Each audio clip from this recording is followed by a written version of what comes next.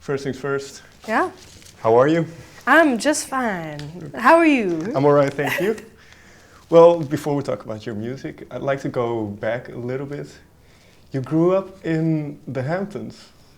I did. What was it like growing up there?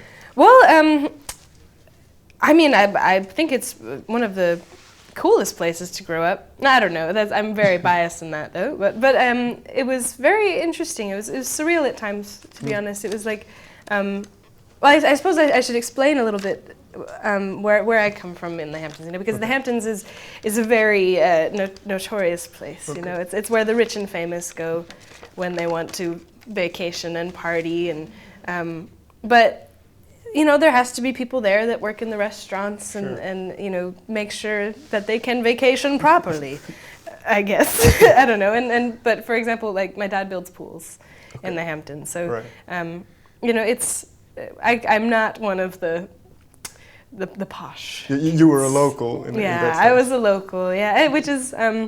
And it's a very small town in the winter, to be honest. Okay. It's like there's a phenomenon called Tumbleweed Tuesday. So you refer to them as they. I love, of course, I love everyone, but they come around, May. They start flooding in. They start trickling into the Hamptons, and then it's just so many people all summer. And then Tumbleweed Tuesday, which is the Tuesday after Labor Day. Which is in September, so it's just gone. Like tumbleweed. It's like with the cowboy sound, like doo doo doo doo. And but it was an amazing place to grow up. You say it's a small town, so was there a music scene to speak of? Was it conducive to making music? It was honestly ideal for me. It was a very comfortable place to grow up musically. Okay. It was. Let me start it, I guess, again. But I was raised musically there. And because your mother was a visual artist, right? Yes, okay. Yes. Yeah, so she always painted pictures and encouraged me and my brother to make stuff out of nothing. And then for my 11th birthday, I was given a drum set, which I think my parents immediately regretted getting me because I fell in love, and but I kind of took that creative energy that she taught to this instrument. I took lessons, I learned beats, but then I'd want to make my own. And I had the best teacher at Crossroads Music, which is unfortunately now closed. But I took drums, and then I wanted to learn bass, and my teacher was like, "Okay, I'll teach you bass." And then so I ended up learning the basics on a lot. And because it's the Hamptons, people really like to have music to get drunk to in the summer, and I knew enough chords to play covers in the corners of restaurants and bars, and I would play for cash out of the register at the end of the night, and it really it's why I am here today, because I ended up playing for the right person, and they were like, "Hey, there's a producer in Berlin that I think that your music would be really good for," and because I would sneak in originals, to the cover gigs, and it's really, and then I had enough money saved up from my restaurant gigs to pay for a flight to Berlin. What did that period, just playing in bars, teach you about music, about the profession? I think it is the most important. For me, it was the most important part of my musical growing up, because you learn how to deal with everything. You learn how to deal with people bumping into your microphone, people saying stuff, people requesting songs. You learn how to sing for 3 hours straight with no breaks. You really, it was boot camp for me, and I think I really,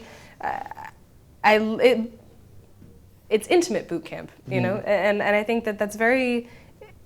It's a contagious way of performing, and I always admired the people who out in the Hamptons that took the time to make eye contact with everyone at the different tables, and because they would tip you, it was if you made eye contact. But anyway, but it was that direct connection that I think I hope I still have in my performances now. Because I assume then now you're playing some large arenas or large shows, so is it difficult to get that same intimacy?